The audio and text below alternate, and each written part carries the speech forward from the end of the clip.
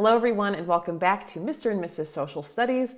My name is Sarah and we are currently in the middle of a new teacher or back to school series on this channel to help you, whether it's your first year as a teacher or you are looking to improve things or switch things up. So far we've talked about setting up your classroom, decor, seating charts, but today we're going to shift into the next phase, which is preparing to teach and getting yourself ready to go with your curriculum and ready for back to school. So today we're looking at setting up your yearly plan.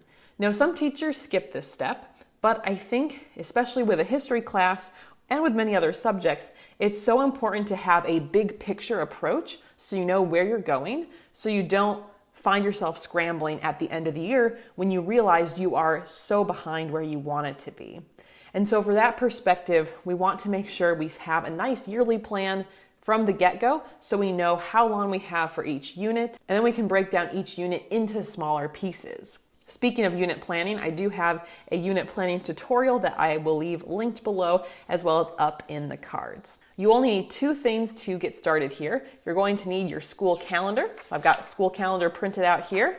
And you're also going to need your list of units. This could come from your district's curriculum map. It could come from what you taught last year and just the unit topics. You might not have any formal guidance in terms of which units to cover, in which case you'll make your best guess. In one of the schools I worked at, I did not have a district provided list, so I sort of reflected about how far I wanted to get in terms of historical events, and I split them. So I was the only middle school teacher for social studies, and I taught 3 grade levels. The 7th and 8th grade levels, I was teaching U.S. history. So I decided how far I was going to make it in the 7th grade curriculum, and then picked up where I left off with the 8th grade curriculum. So just do what makes sense for you, but let's get it started. Now, the first thing I like to do is set up a Google Doc where I can document this. And actually, you can see here on my screen, this is just a very simple outline when we're thinking of ancient civilizations as a sample class. But you obviously would plug in your units. So as you can see here, I have the 8 main units that are involved in the ancient civilizations curriculum. And then you'll also notice I have a back to school and end of the school year section. And that's very important that we fill in a buffer. You're not going to start out with content the first day, and we actually do not recommend that. Ideally, the first week, and maybe even part or all of the second week, has to do with foundational skills, getting kids acclimated, building those relationships. We are not encouraging anyone to rush into their content. So with that in mind, we like to allot 2 weeks for back to school activities. It's also possible that you don't yet know what assembly schedules might look like, or if you've got special events that would take away your traditional class time. Likewise, we will also, at the end of the year, plug in 2 weeks for that final extra little bit. Either there will be a bunch of activities at the end of the year that take away class time, or you'll need some buffer in case one of your units ran longer than you expected. Maybe just something happened that you didn't expect and you need to make some adjustments. Or perhaps some districts, they take away student devices several weeks before the end of the year and it completely changes the way you have to teach. So there's a lot of different factors, but we recommend 2 weeks at the start, 2 weeks at the end. Just block that off. From there, you want to sort of go through and do your best to generally subdivide your units. When I look at this list here, I know that our early humans and prehistory unit and our Middle Ages unit are both a bit shorter. So because of that, I know they're going to be slightly shorter than my other weeks. But what I recommend doing is seeing about how many weeks you have to work with. This is where the calendar comes in. On my calendar here, I'm going to literally go through and count up the weeks so I know how many total weeks I have. All right, I counted 36 weeks. That's pretty standard, so I'm guessing a lot of your weeks are similar. Of course, if you've got some partial weeks, maybe you do or do not want to count them. Don't overthink it at this point. We will pay more attention to that when we're doing the unit plans. So I've got 36 weeks. So I'm just going to make a little note down here that I've got 36 weeks. But as we talked about, there are already 4 weeks that are accounted for with the back to school and end of the school year. So now I'm down to 32 weeks. Now, when I take a look at my doc, I've got 8 units to cover. So the most even thing to do would be to say, okay, I've got 32 weeks, 8 units. That perfectly works out to 4 weeks per unit. Now, with that though, like I said earlier, that my Middle Ages unit and my prehistory or early humans units tend to be a little bit shorter. So if 4 weeks is the average, I'm going to allot 3 weeks for each of those units.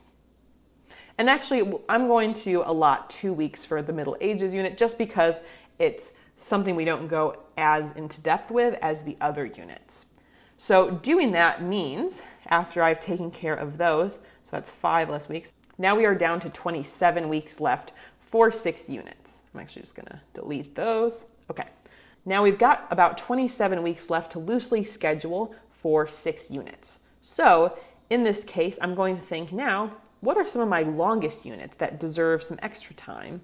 And in terms of units that we've spent the most time with, I would say the 3 would be Mesopotamia, Egypt, and Greece, are units that we've gone into a little bit more depth on. So I'm going to plug in 5 weeks for each of these. Because remember, with the early humans in prehistory, I cut it 1 week from the average amount. And for the Middle Ages unit, I cut it 2 weeks from the average amount. So I had 3 extra weeks to work with, and I've added those extra weeks to these 3 units. That means ancient India is going to be 4 weeks. Ancient China is going to be 4 weeks, and ancient Rome will also be 4 weeks. Again, this is personal preference, and based upon the needs of your students and your curriculum, you might have more flexibility. So that is our approximation. After we have loosely outlined, now we're going to get specific and go back to our school calendar. So we're going to take a look. That back to school time period for 2 weeks, first day of school is the 17th of August. So I'm going to write in August 17th to, and then we go 2 weeks from that. So using the schedule, the last day there would be back to school related ideas would be the 27th of August, which is a Friday. So 8/27. If you want to write the exact number of days, it might be helpful. In this case, that is 9 days. After I've done that, let's move on then to the early humans unit, which is 3 weeks. So that would start August 30th.